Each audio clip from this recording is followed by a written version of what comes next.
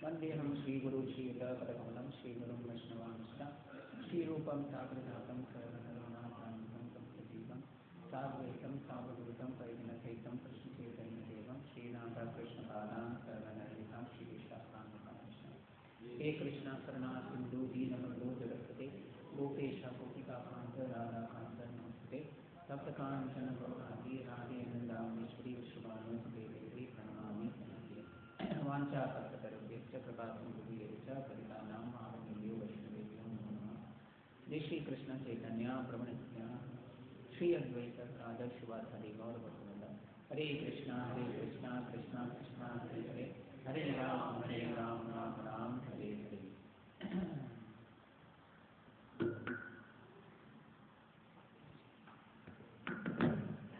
हरे कृष्णा।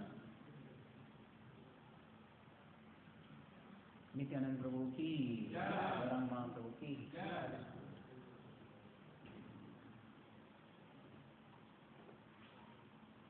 तो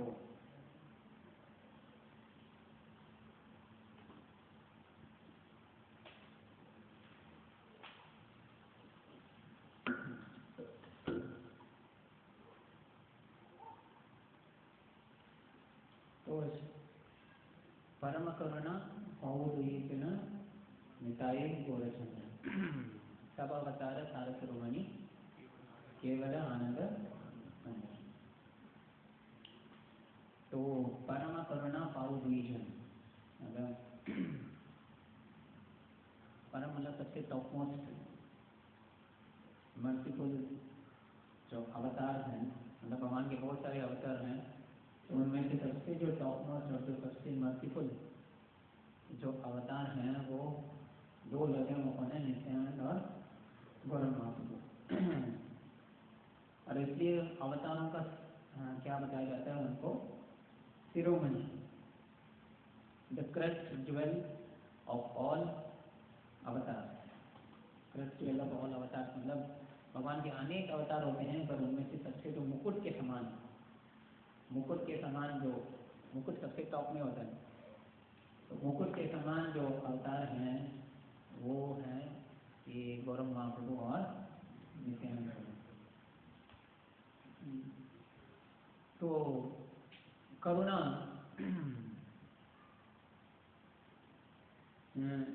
के आधार पर हम देख सकते हैं कि अवतार को हम गिन सकते हैं कि वो कितना करुणामयी है। भगवान के जो अवतार हैं, अनेक अवतार हैं, तो उनमें से कैसे पता चलता है कि ये सबसे टॉप मोस्ट हैं कि वो कितने पतित से पतित लोगों को उद्धार करते हैं, उससे पता चलता है कि वो कितना करुणामयी है। तो करुणामयी का मतलब है कि जो लोग उसके लिए योग्य नहीं हैं,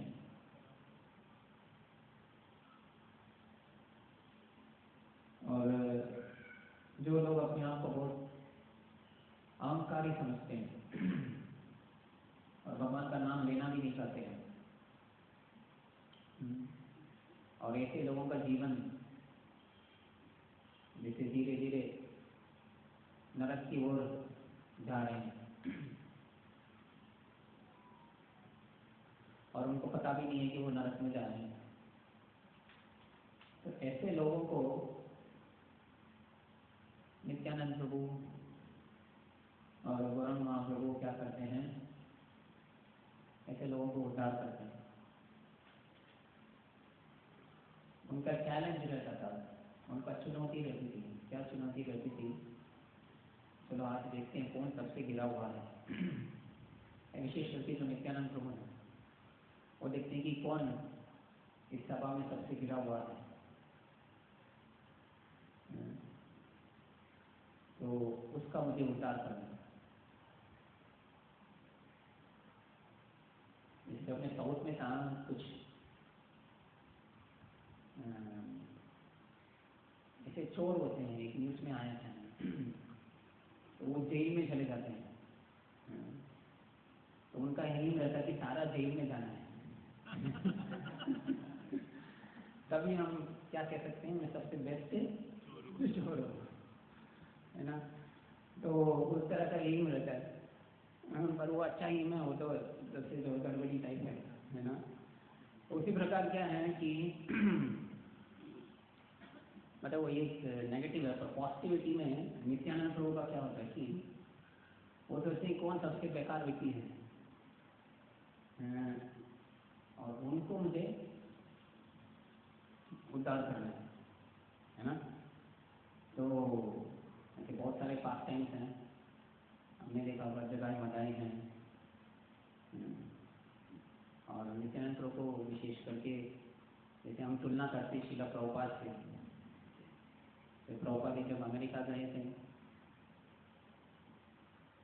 तो जब पहली बार क्लास किया था 5-6 लोग आए थे। एक शराबी था और तो रहे ही थे। और क्या टॉपिक ले रहे थे शीला प्रभुपाद सुबह, और सुबह 6:30 पे 7:30 कुछ क्लास था, कुछ मंडे थर्सडे मैसेज किसमें हो रहा था।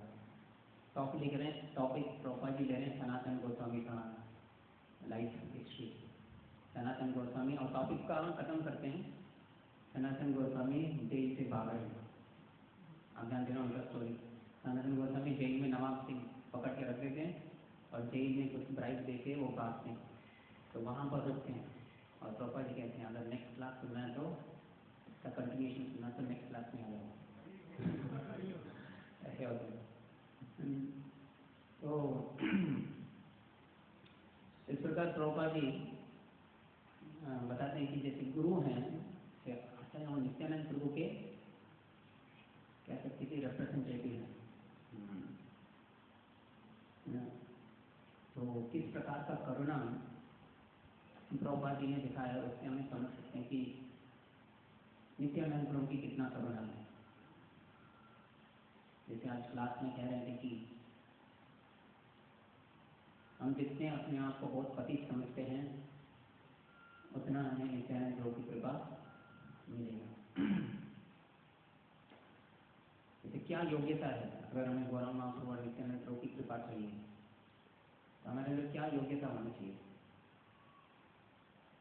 योग्यता है कि दयनीयता।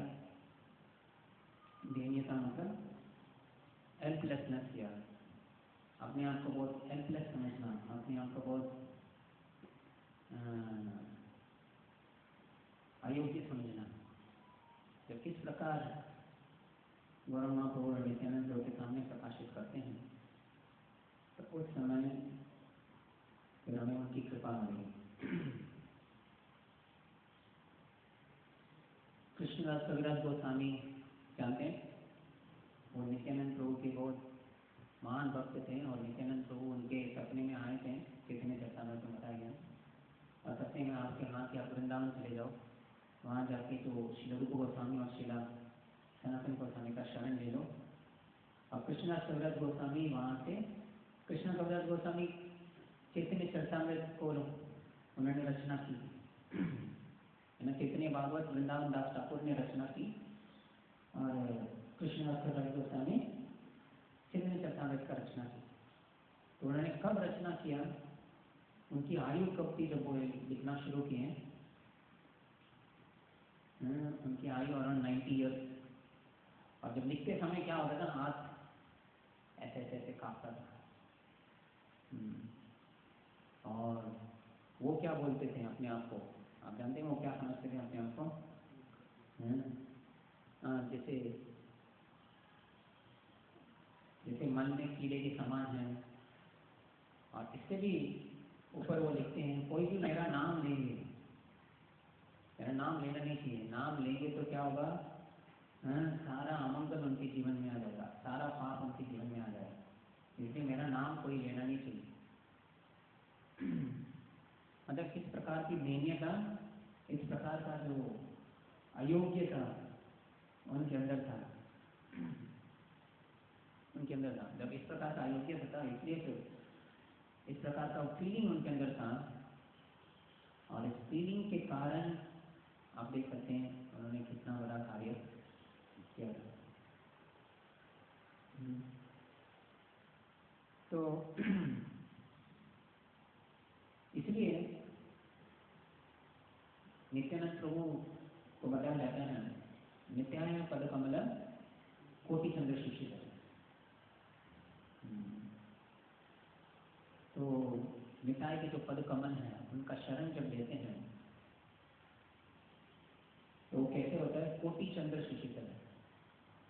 जब चंद्रमा होती है तो रात में कैसे होती है, दो चीजें होती है। चंद्रमा की रोशनी क्या करती है, शीतलता देती है,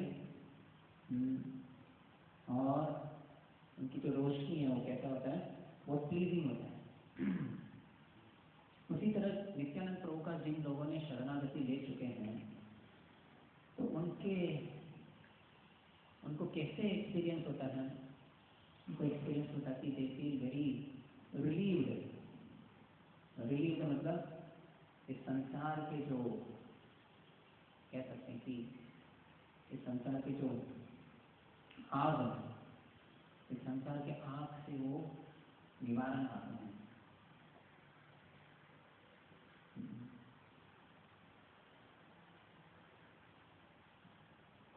तो इसलिए नित्यानंद प्रभु, जैसे आप जानते हैं कि बलराम जी हैं, और बलराम जी और नित्यानंद प्रभु गुरु तत्व हैं। तो गुरु तत्व की महत्वता क्यों चाहिए, क्योंकि गुरु या बलराम जी या नित्यानंद प्रभु के बिना हमारे अंदर उतना आध्यात्मिक शक्ति नहीं मिलेगा कृष्ण को प्राप्त करने के लिए। अगर हम कृष्ण को प्राप्त करने का प्रयास करते हैं और गुरु के बिना या बलराम जी की कृपा के बिना, तो फिर हमें उतना शक्ति नहीं मिलेगा, प्राप्ति नहीं कर सकते। That is why first take shelter of Guru and then take shelter of, then you will get the shelter of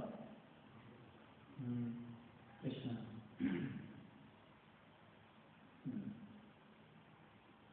क्योंकि गुरु ही लेके जा सकते हैं हमें कृष्ण के पास। जिस प्रकार नित्यानंद प्रभु कहाँ लेके जाते हैं, कितने महाप्रभु का कृपा हमें। तो नित्यानंद प्रभु कहाँ कहाँ जाते थे, तो नित्यानंद प्रभु का पास टाइम अगर हम देखेंगे तो आप देख सकते हैं कि उसमें कितने वो दयालु थे। हालांकि वो अवधूत थे या ऐसे दिखते हैं कि वो नियम के ऊपर हैं, पर उन्होंने जिस प्रकार की कृपा बरसाई थी तो उसको वो बहुत आकर्षणीय है। वो कभी कभी कहाँ चले जाते हैं कि शराब के अड्डे में चले जाते हैं। शराब के अड्डे में जाके वहाँ जाके जो शराब पी रहे हैं उनको उद्धार करने का प्रयास करते हैं।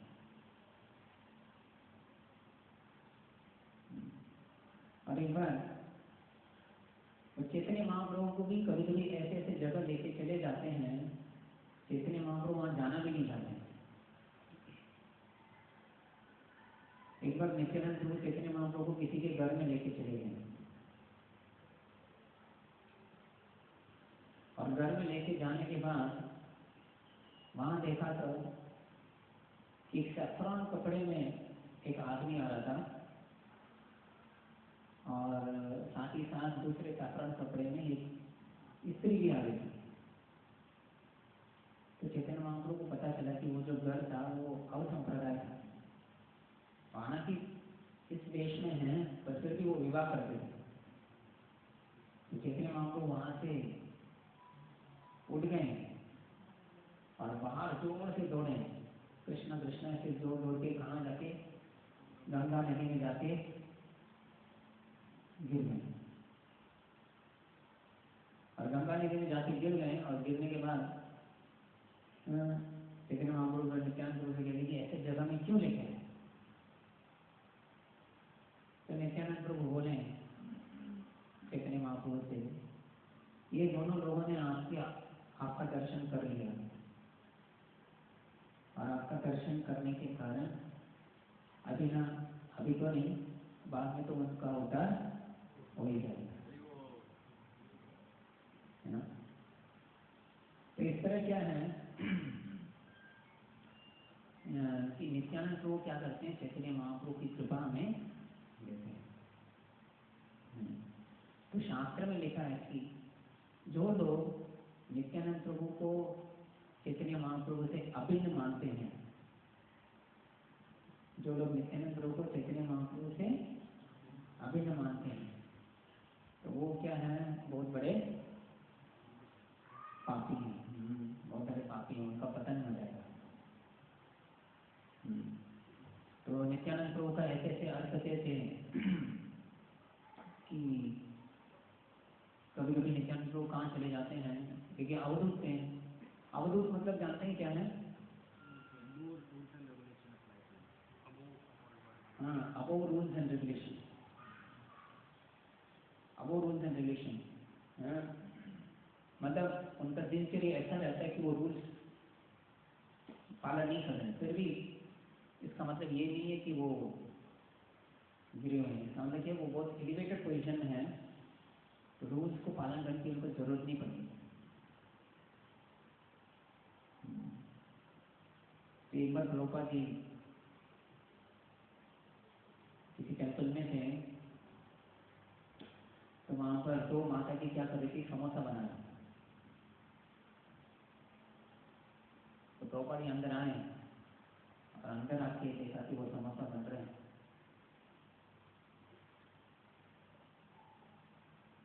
तो प्रभुपाद ने मांगा एक समोसा दो, वो समोसा फ्रेश बन रहा है। तो उन्होंने क्या किया, वो समोसा प्रभुपाद जी को समोसा दिया और समोसा वो प्रभुपाद जी वहीं पर खाने। तो एक माता जी कहने लगी, प्रभुपाद जी ऑफर्ड नहीं, आप कैसे खाते? तो प्रभुपाद जी ने कहा कि ये प्रश्न तुम्हें पूछना नहीं चाहिए। और कभी प्रभुपाद जी क्या करते हैं, ट्रेन में ऑर्डर करते हैं, मुझे थोड़ा गर्म चावल चाहिए, या प्रभुपाद जी का अनुमान से कि जैसे जब वृंदावन जाते हैं वहाँ पर जिलेबी बनता है, गरम गरम जिलेबी स्वीट। तो प्रभुपाद जी अपने शिष्यों को ले जाके जिलेबी लेके आओ, गरम गरम होना चाहिए। तो इस प्रकार क्या है, इसका मतलब ये नहीं कि हमें वो करना चाहिए। जैसे एक 7 का एक ही थोड़ा है, वह गलती से पानी के बदले में किसी ने 7 दे दिया प्रभुपाद, और प्रभुपाद जो पीने लगे और कहा कि बहुत रिफ्रेशिंग अच्छा है। ये न्यूज़ पूरा इस्कॉन दुनिया में फैल गया और सभी लोग 7 ऑर्डर करना शुरू कर दिया। ऐसा हो गया, 7 ऑर्डर करना शुरू किया और फिर प्रभुपाद जी को बार बार 7 भी देने लगे। तो प्रभुपाद जी ने ये क्या बार बार 7? फिर उनको सारे शिष्यों ने बताया कि ऐसे ऐसे 7 क्या है कि सब लोग ले रहे हैं। तो प्रभुपाद ने तुरंत उस समय ऑर्डर कर दिया कि 7 हमें मेरे से पीना नहीं चाहिए, है ना।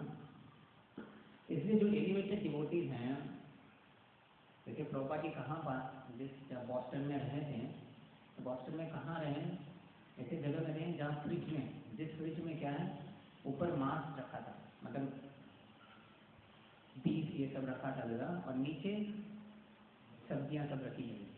तो प्रभुपाद जी उस सिचुएशन में भी चाहे वो सब्जी से प्रसाद ये सब बना के लेते थे। तो ये अवधूत का एग्जाम्पल इसलिए दिया कि जो एलिवेटेड डिवोटीज हैं, उनका जो नेचर होता है वो दिव्य स्तर में होते हैं, तो इसलिए वो किसी भी परिस्थिति में रह सकते हैं, है ना, किसी भी परिस्थिति में रह सकते हैं। एक बार प्रभुपाद जी को किसी ने लेक्चर के लिए बुला दिया, अपने शिष्यों को लेके गए और वहाँ जाके देखा तो लेक्चर में सामने कौन थे, सारे इसी लोग, और कैसे थे, पूरी तरह से नंगा। और प्रभुपाद जी वहाँ पर क्लास दे रहे हैं और बाद में प्रभुपाद जी ने बताया उनको कि ऐसे जगह में एक साधु को लेके नहीं आना चाहिए। और कभी कभी वो अफ्रीका गए थे, अफ्रीका उनके जो शिष्य थे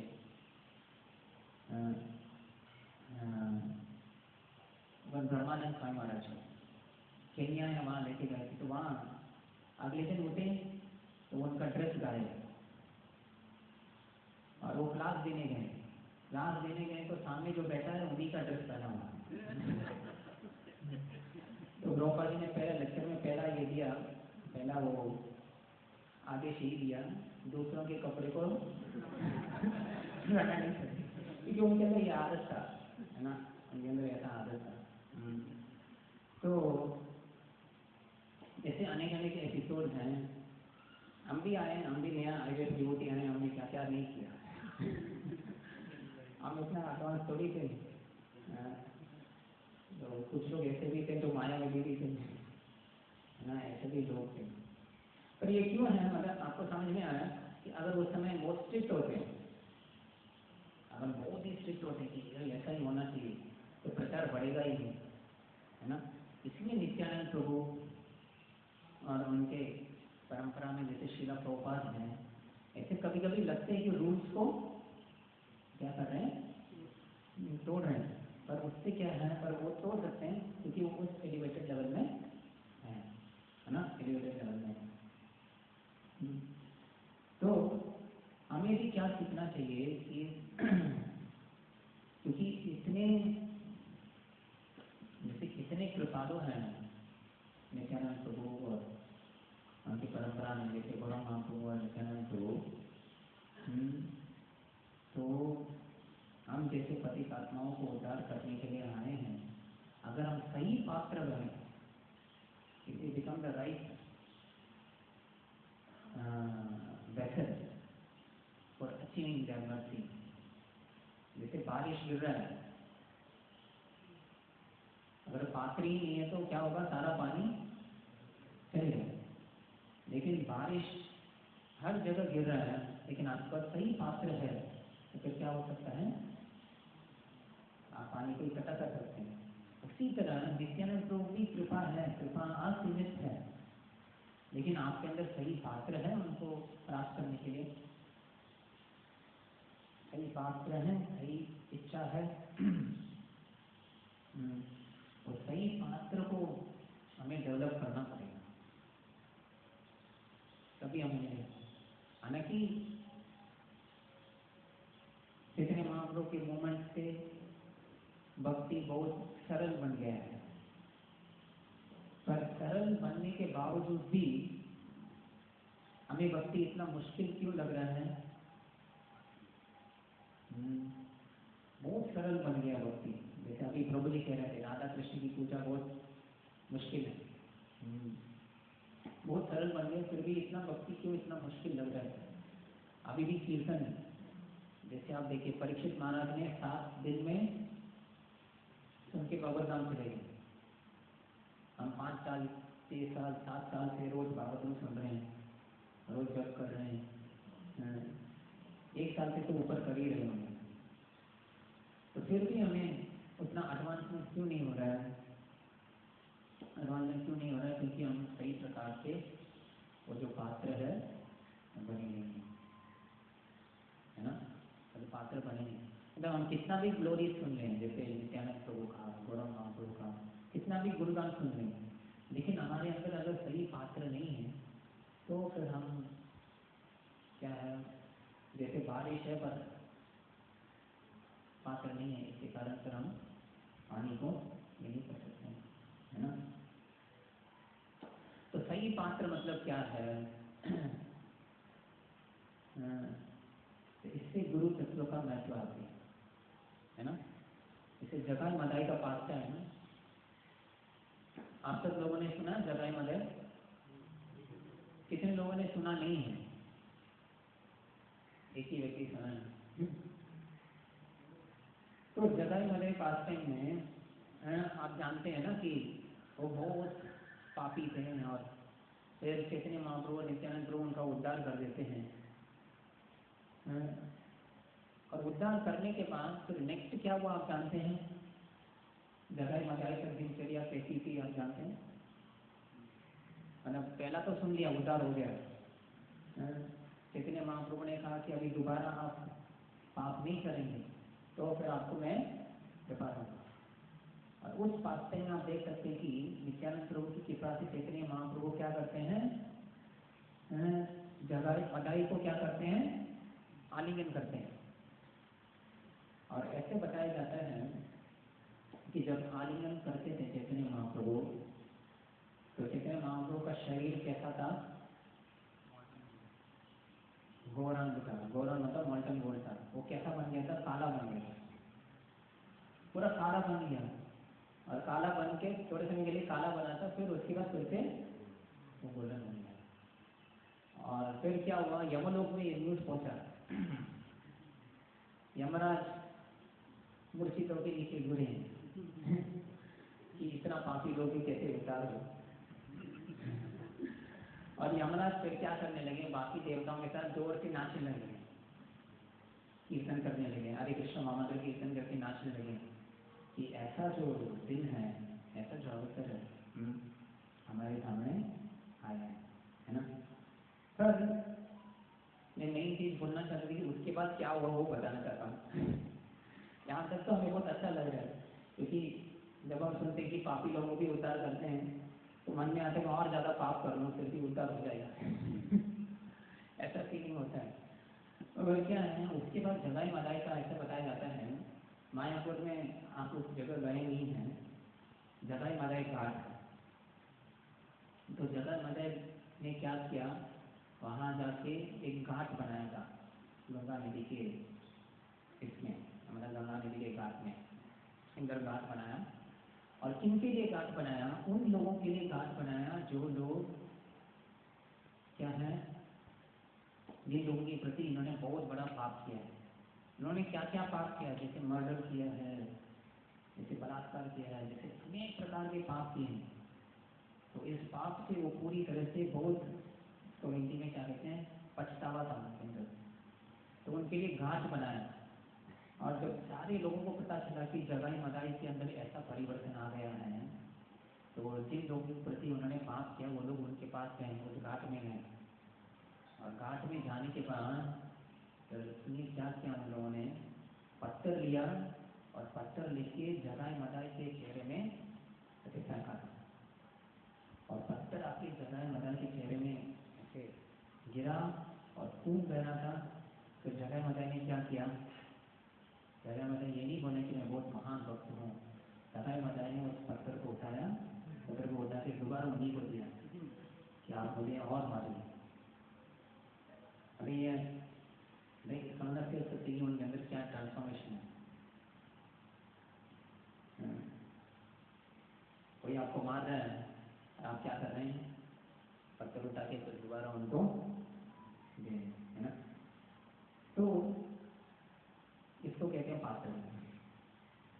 इस प्रकार का सीरियसनेस, इस प्रकार का हमारे अंदर, क्योंकि उनके अंदर ये फीलिंग आ रहा था कि मैंने इतना बड़ा पाप किया, मैंने इतना बड़ा क्या किया कि इतना बड़ा मैंने ये कर दिया। तो ये बहुत जरूरी है आपके अंदर, अगर उनकी कृपा चाहिए, ये बहुत जरूरी है। जनरली हम गर्वित होते हैं, गर्वित होना जरूरी है कि मैं इस बड़े मूवमेंट में हूँ, पर वो गर्व क्या अहंकार में नहीं बदलना चाहिए। क्या अहंकार में बदल जाता है, हम देखते हैं बाहर के लोग पापी हैं और मैं बहुत अच्छा शुद्ध भक्त हूँ। शुद्ध भक्त तो नहीं है, ठीक है, बात से तो थोड़ा बेटर हूँ, ऐसा फीलिंग आता है। तो ऐसा फीलिंग आ रहा है तो फिर हमें कृपा नहीं मिलेगी। ऐसा फीलिंग आ रहा है तो फिर हमें कृपा नहीं मिलेगी। तो प्रभुपाद जी के जो शिष्य थे, तो प्रभुपाद जी के शिष्य, प्रभुपाद जी के पास मैं इसलिए बताना चाहता हूँ क्योंकि कंपेयर कर रहा हूँ नित्यानंद प्रभु की कृपा और प्रभुपाद जी की कृपा। तो प्रभुपाद जी जो शिष्य, प्रभुपाद जी उस समय सिर्फ 10 साल था, 10 साल में उन्होंने 108 मंदिर का स्थापना किया, राइट, आप सब लोग जानते हैं, है ना। 108 मंदिर स्थापना किया। तो उस समय क्या इमरजेंसी पीरियड था, जैसे जब युद्ध होता है तो इमरजेंसी होता है तो क्या करना पड़ता है, जो साधारण लोगों को भी युद्ध में भेज देते हैं, वो जाना नहीं चाहते हैं, फिर भी क्या उनको भेजा जाता है। तो इस तरह प्रभुपाद जी ने उस समय बहुत सारे लोगों को क्या बनाया, 16 साल 17 साल 18 साल उनको संन्यास बना दिया। प्रभुपाद जी जानते थे कि जीवन भर तो रहना उन लोगों के लिए मुश्किल है, क्योंकि पूरी तरह से रजगुणी थे तो नहीं हो सकती थे। तो कुछ संन्यास बने सन्यास बन के उनमें से एक सन्यास थे जिन्होंने नियमों का पालन नहीं कर पाए, तो इसलिए उनका पतन हुआ। तो उन्होंने क्या किया, उस सन्यास ने क्या किया, उस सन्यास ने एक डंडा लिया, जो डंडा प्रभुपाद जी ने उनको दिया था, उस डंडा को वापस प्रभुपाद जी को कुरियर करके भेज दिया। तो प्रभुपाद जी ने फिर क्या किया, गुस्सा नहीं हुई। प्रभुपाद जी गुस्सा नहीं है, प्रभुपाद जी कहें कि उसको बुलाओ। तो उसको बुलाया और उसको बताया कि आप क्या करो, आप विवाह कर लो और विवाह करके फिर आप अपना जीवन जियो। तो इस प्रकार हम देख सकते हैं कि इस प्रकार का जो कृपा है, इसको कहते हैं हरितु की कृपा। हरितु की कृपा मतलब कृपा का कोई कारण नहीं है। जैसे सनलाइट आता है, सनलाइट देखता नहीं कि यहाँ मैं लाइट ज़्यादा दूंगा, यहाँ लाइट कम दूंगा, सभी जगह वो देता। उसी तरह नित्यानंद वो जैसे हमारे गुरुजन हैं, वो तो ऐसे कृपा देते हैं कि उसका कोई भेदभाव नहीं है, पात्र अपात्र नहीं। तो एक बार प्रभुपाद जी के पास एक डिवोटी आए थे, बहुत फेमस डिवोटी हैं, आपने ये पास टाइम सुना भी होगा। तो प्रभुपाद जी ने आके उनको बताया, मतलब वो डिवोटी ने आके उनको बताया कि प्रभुपाद जी, क्योंकि आने से पहले वो ड्रग्स स्मगलिंग करते थे, ड्रग्स का स्मगलिंग कर रहे हैं। तो 1-2 साल संस्था में रहे, तो वो प्रभुपाद जी के पास आए, Prabhupada ji I am going to go to jail, मतलब मैं जेल जाने वाला। तो प्रभुपाद जी कहा don't worry, even Krishna was in jail, you go and come back. तो वो गए, उनको तो मिला लाइफ इम्प्रिजनमेंट मिला क्योंकि ड्रग्स का है, पर प्रभुपाद जी की कृपा से 1-2 साल से वापस आ गए। और फिर उन्होंने क्या क्या कार्य करके दिखाया है, अभी जो भी आप देख पा रहे हैं, जो भी गुरुजन आप देख पा रहे हैं, उन्हीं से कनेक्ट होके आए थे। जैसे वो कौन थे, श्याम सुंदर ध्रुव में। तो मुंबई में बहुत बड़ा फेस्टिवल हुआ, आपने सुना हो, मुंबई में बहुत बड़ा प्रगति मैदान में फेस्टिवल हुआ 10 दिन का। जो फेस्टिवल हुआ वो सब इन्होंने ही कंडक्ट किया था। तो इनके राइट हैंड थे वो, मतलब इनके राइट हैंड थे। तो यही कहना चाहता था कि एक तो बहुत कृपालु थे नित्यानंद प्रभु, उनके जो पास टाइम से हम सीख सकते हैं। लेकिन हमें भी क्या है, अपनी तरफ से कैसा होना चाहिए, we have to be very serious, we have to be very serious. हमें बहुत सीरियस होना जरूरी है। सीरियस होना जरूरी का मतलब क्या है, ऐसे बताते हैं कि अभी दर्शन खुलने वाला है, टाइम कम है, इसलिए फास्ट फॉरवर्ड में बता कि क्या है कि आपके जीवन में कोई ना कोई एक ऐसा व्यक्ति होना चाहिए, मतलब ऐसा व्यक्ति मतलब वक्त होना चाहिए, जैसे गुरुजन नरसिंह में देव होना चाहिए, जिसके लिए आप कुछ भी करने के लिए तैयार हैं, है ना। इस प्रकार का आसक्ति डेवलप करना। श्री गुरु चरण रति यही से उत्तम गति, ये प्रसाद पूरे सर्व आशा। मतलब आपके जीवन में एक ऐसा व्यक्ति होना चाहिए कि जो जिसके लिए आप कुछ भी करने के लिए तैयार हैं, विशेष करके जो वक्त है, ऐसा होना जरूरी है। क्योंकि तभी कृष्ण से भी आसक्ति डेवलप होने से पहले ऐसा एक डिवोटी होना चाहिए, ऐसा एक सीनियर वैष्णव होना चाहिए, ऐसे जैसे गुरु महाराज हैं मेरे, इनके प्रति एक ऐसा आसक्ति होनी चाहिए जिस आसक्ति के कारण ही हम भक्ति में आगे बढ़ पाएंगे, है ना।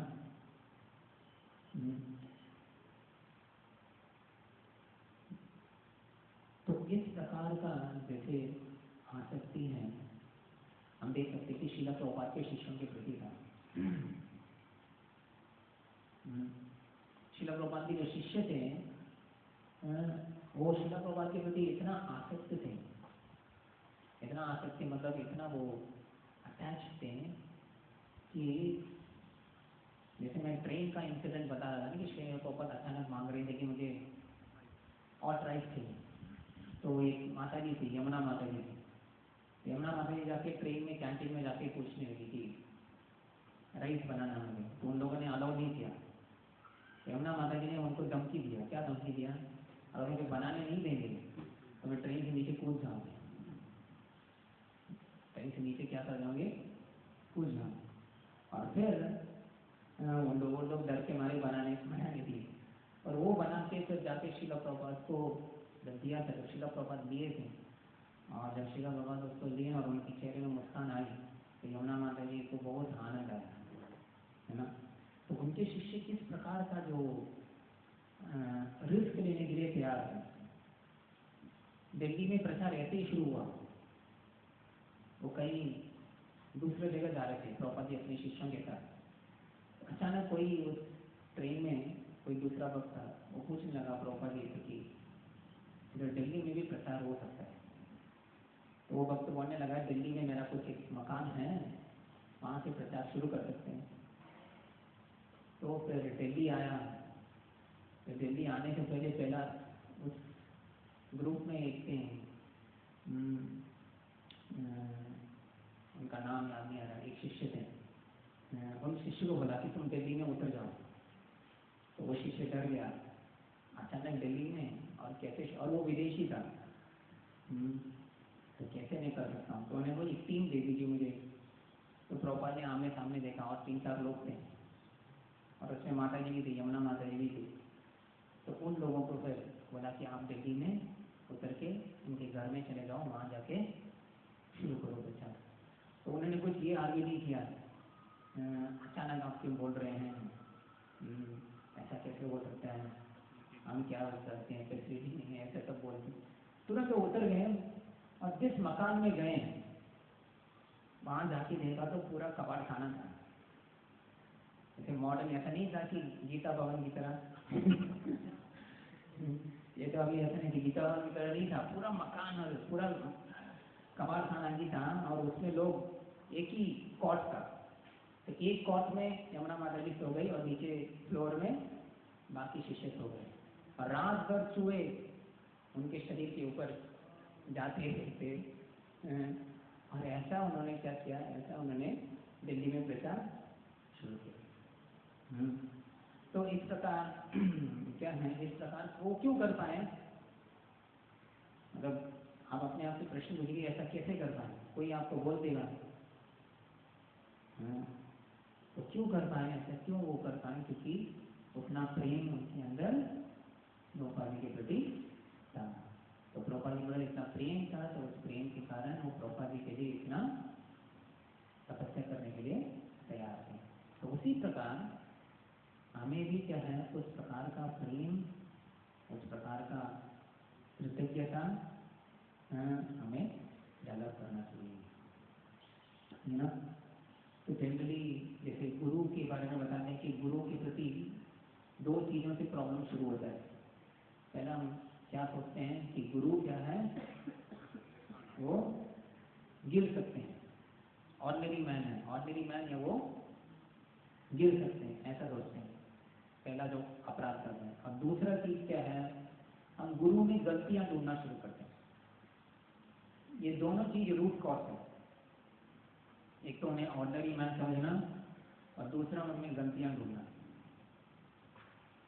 ये दोनों चीजें करेंगे तो फिर क्या होगा, बाकी सारा अपराध शुरू होगा, और फिर भक्ति में प्रगति करना स्टॉप हो जाएगा, है ना। तो इसलिए क्या है, नित्यानंद तो गुरु तत्व हैं, तो हमें उनका शरणागति लेना चाहिए। और भी हैं गुरु के विषय में बताना चाहता था, पर टाइम नहीं है। तो उनके शरणागति लेना है, तो हमें क्या होना चाहिए, हमारे अंदर दयनीयता और कृतज्ञता उत्पन्न होना चाहिए। कृतज्ञता मतलब क्योंकि मुझे इतना दिया है, और कृतज्ञता और देनीयता के साथ साथ फिर क्या आता है, उसको कहते हैं लॉयल्टी होता है। लॉयल्टी, लॉयल्टी मतलब ये एग्जाम्पल देते हैं, जैसे कुत्ता का एग्जाम्पल देते हैं। कुत्ता एक बार खाना खा लिया, किसी ने खाना दे दिया, उस व्यक्ति के प्रति क्या करता है, वो पूरे तरह से आज्ञाकारी होता है, कभी छोड़ता नहीं। लेकिन मनुष्य जीवन में क्या है, वैसा कुछ भेदभाव नहीं है। अभी कलयुग में चीटिंग नहीं कर रहे, लेकिन गुरु के प्रति मतलब ये आज से गुरु के प्रति ऐसा होना चाहिए कि गुरु सारे हमारे कर्म को ले लिया और फिर हमें इतना सारा दिया है, तो उस प्रकार का हमारे अंदर होना चाहिए, है ना। ठीक है, तो फिर यहाँ पर हम विराम लेते हैं। तो कुछ प्रश्न है तो प्रश्न हो सकते हैं।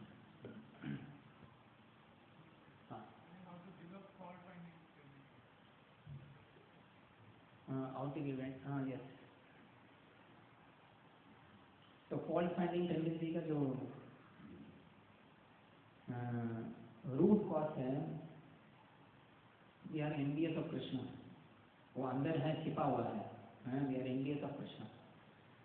तो ये हमें बोलना चाहिए कि जिस प्रकार Krishna overlooks our faults, Krishna overlooks our faults, मतलब कृष्णा क्या करते हैं, हमारे गलतियों को अनदेखा करते हैं। तो उसी तरह क्या है, हमें भी क्या है, दूसरों की गलतियों को ओवरलुक करना है, अनदेखा करना है ना। तो जितना ज़्यादा गलतियाँ देखेंगे उतना आपका हृदय कैसे हो जाता है, कठोर हो जाएगा। और जितना ज़्यादा कठोर होगा हृदय, उतना हरिनाम नहीं ले पाएंगे, हरिनाम लेना। और जितना ज़्यादा दूसरों को क्षमा कर देंगे या दूसरों की गलतियों को उतना मन में नहीं लेंगे, उतना आपका हृदय कैसे हो जाएगा, सरल हो जाएगा। और उतना सरल हृदय से आप हरिनाम अच्छी तरह से ले सकते हैं, है ना। तो ये जो क्वालिटी है, ये हमें कल्टीवेट करना चाहिए। ये अपने आप में ये क्वालिटी डेवलप नहीं होगा, इसको कल्टीवेट मतलब बार बार हमें अपने मन को समझना चाहिए, समझाना चाहिए कि इस व्यक्ति के अंदर गलतियां हैं पर अच्छे गुण भी है, और ये संकीर्तन मोमेंट में है। अभी हो सकता है कि गलती कर रहा है, बाद में वो सुधर जाएगा, बाद में वो एडवांस हो जाएगा। और अपने बारे में भी सोचना चाहिए कि मैंने भी गलती करके ही आया हूँ, तो मुझे जिस प्रकार भगवान ने क्षमा किया है उस प्रकार क्या है, मुझे भी इनको क्षमा करना चाहिए। तो ऐसे करना चाहिए, है ना।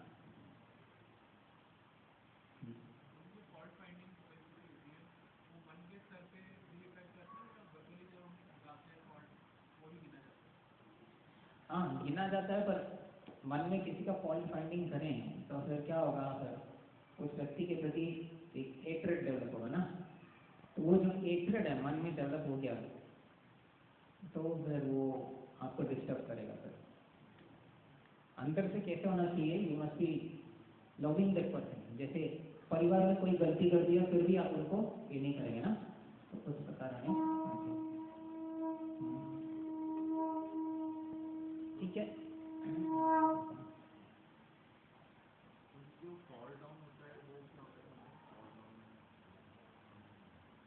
तो फॉल डाउन मतलब जिस लेवल का ऑस्टिरिटी आप कर रहे थे उस लेवल से नीचे गिरना। जैसे आप 16 माला कर रहे हैं और फिर अगर आप डिस्टर्ब हो गए तो आप फिर 10 माला कर रहे हैं, तो फिर आपका स्तर नीचे आएगा।